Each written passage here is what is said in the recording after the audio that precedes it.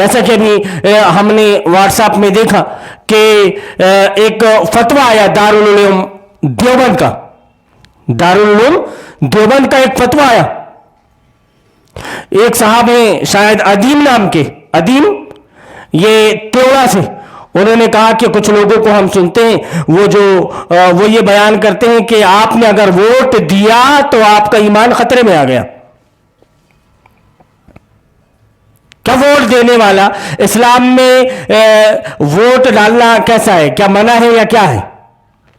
اس نے اس طرح سے کچھ سوال کیا تو دارالعلوم دیوبند کا فتویٰ حامدن و مسلین، اس کے بعد میں الجواب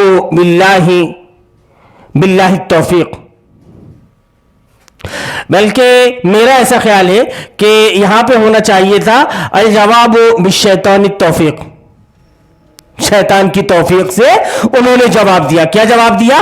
اسلام میں ووٹ ڈالنا منع نہیں، بلکہ مسلمانوں کو دیانت داری کے ساتھ ووٹ ڈالنا چاہیے. کس کے ساتھ؟ دیانت داری کے ساتھ ووٹ ڈالنا چاہیے. اگر کوئی شخص یہ کہتا ہے کہ ووٹ ڈالنے سے ایمان خطرے میں آ جاتا ہے تو یہ اس کی نادانی کی بات ہے فقط.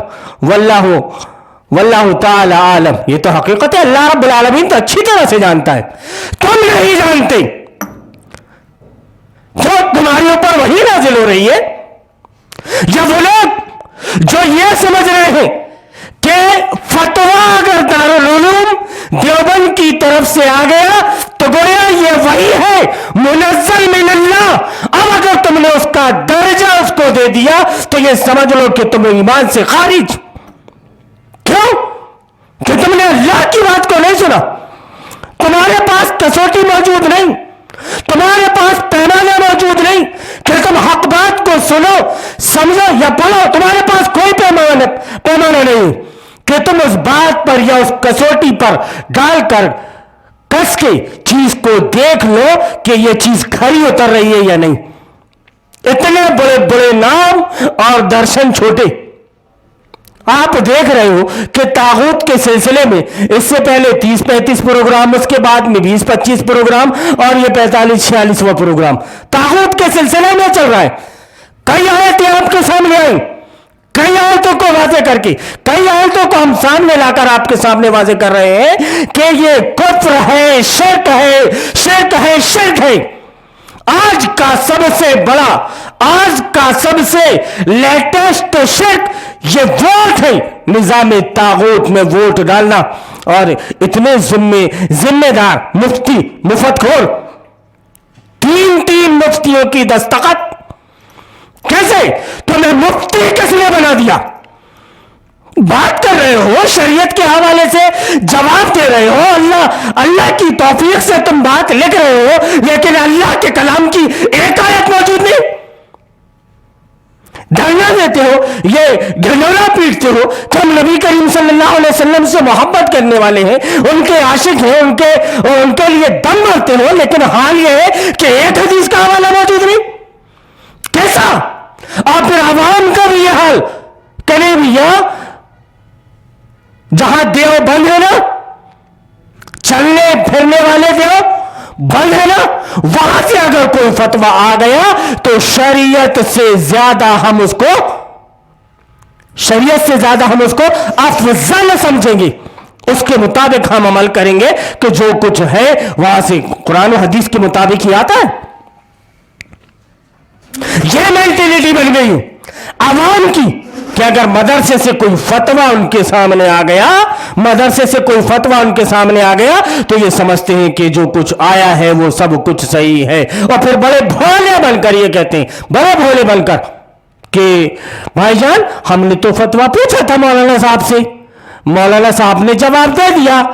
اب اگر انہوں نے غلط جواب دیا اور ہم نے اس پر عمل کر لیا، ہم نے اس پر عمل کر لیا تو پورا عذاب تو مولانا صاحب کو ملے گا.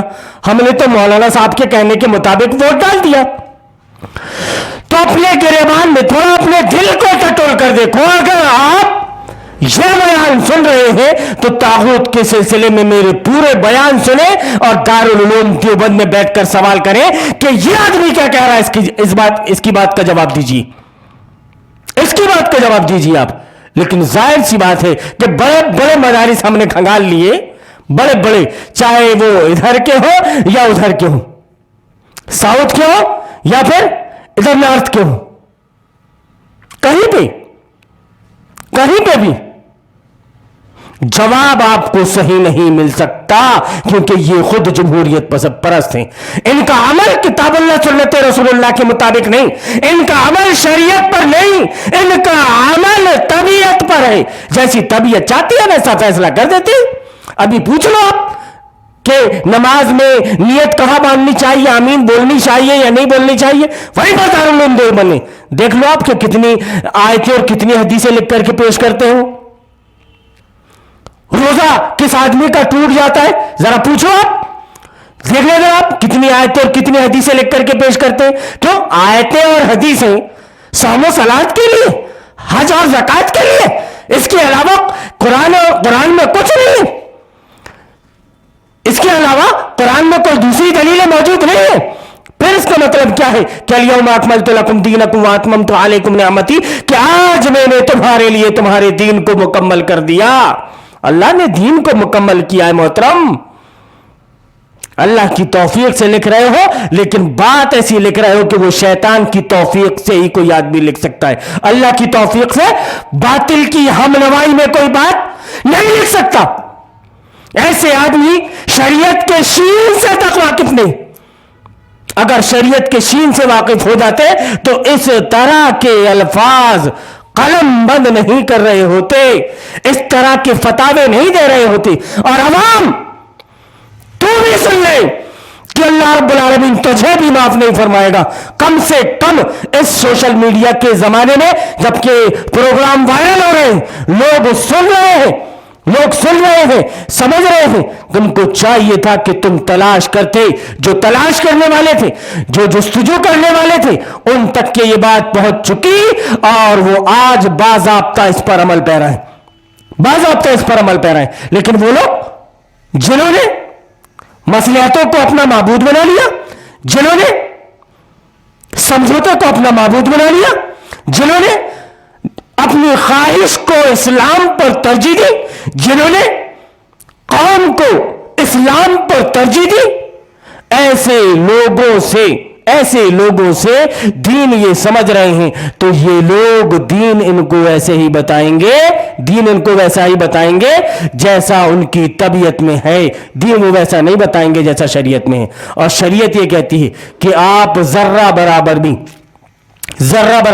اس سے پہلے آپ نے سنا نا سورہ ہود کی آیت نمبر 113 میں نے آپ کے سامنے ذکر کی کہ وَلَا تَرْكَنُوا إِلَى الَّذِينَ ظَلَمُوا فَتَمَسَّكُمُ النَّارُ، میلان بھی رہو،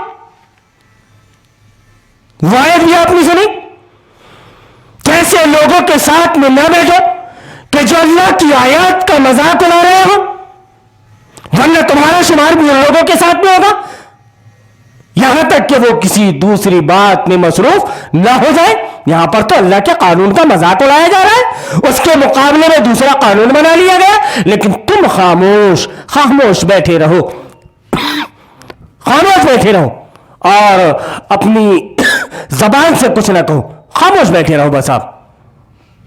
آپ اگر اتنا سب کچھ سننے کے بعد راہ راست پر نہ آئیں، اتنا سب کچھ سننے کے بعد ہدایت پر نہ آئے، آپ اتنا سب کچھ سننے کے بعد میں صحیح کیا ہے غلط کیا ہے اس کی تمیز نہ کر سکیں آپ، تو آپ سے بڑھ کر بدنصیب کوئی دوسرا نہیں ہو سکتا۔ یہی وجہ ہے، اسی وجہ سے عوام کو یہ کہا گیا کہ قرآن کو سمجھنے کے لیے 14 علوم کا ہونا ضروری ہے۔ ارے یہ کون سی بیتوکی باتیں،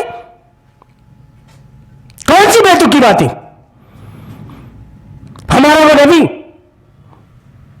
وہ نبی جناب محمد رسول اللہ صلی اللہ علیہ وسلم، جنہیں نہ پڑھنا آتا تھا نہ لکھنا آتا تھا، 14 علوم کہاں جانتے تھے وہ، لیکن قرآن جو نازل ہوتا گیا وہ سمجھتے گئے۔ بلال حبشی رضی اللہ تعالیٰ عنہ کتنے ایجوکیٹڈ تھے، کیا پڑھی تھی انہوں نے، کیا پڑھا تھا، کچھ نہیں. لیکن جیسے ہی قرآن ان کے سامنے پیش کیا گیا تو وہ فوراً سمجھ گئے کہ کیا چیز ہے.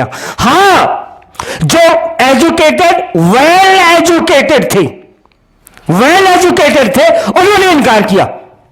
ابو لہب، ابو جہل جس کے علم کا سکہ چلتا تھا.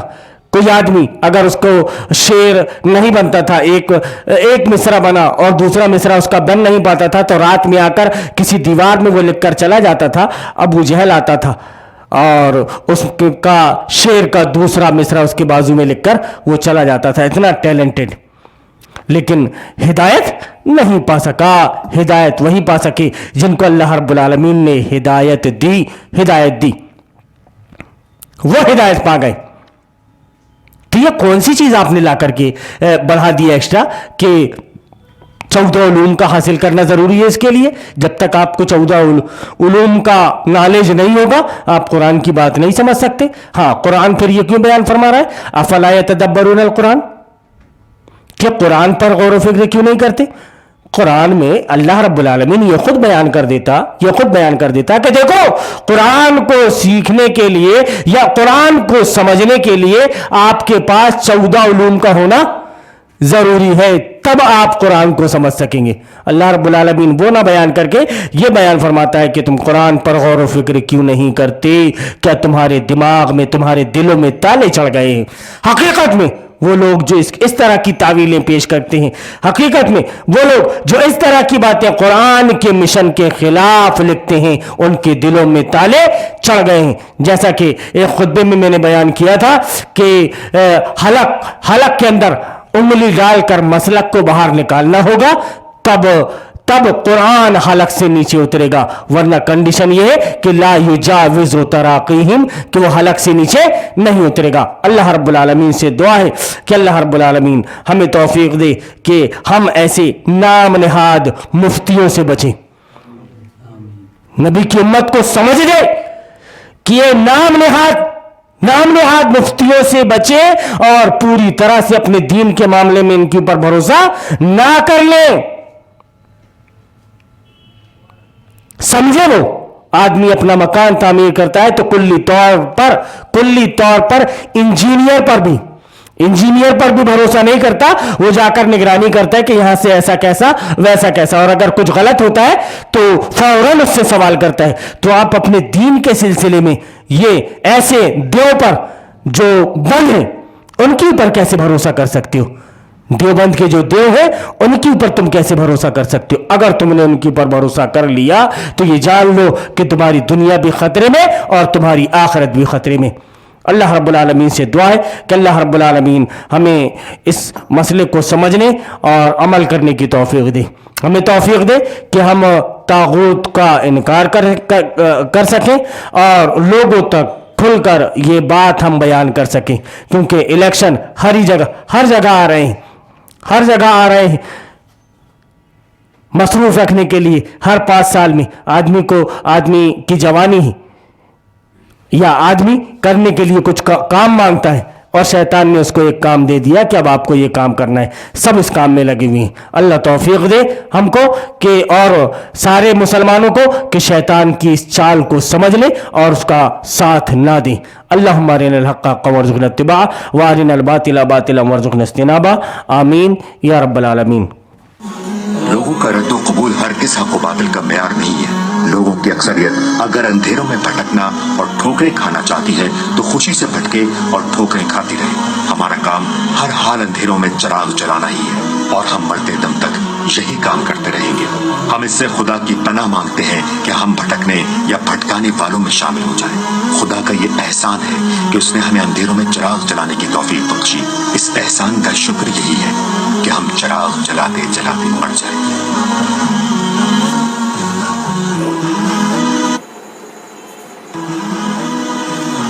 یہ شریعت بزدلوں اور نامردوں کے لیے نہیں اتری ہے، نفس کے بندوں اور دنیا کے غلاموں کے لیے نہیں اتری ہے. ہوا کے رخ پر اڑنے والے خس و خاشاک اور پانی کے بہاؤ پر بہنے والے حشرات الارض اور ہر رنگ میں رنگ جانے والے بے رنگوں کے لیے نہیں اتری ہے.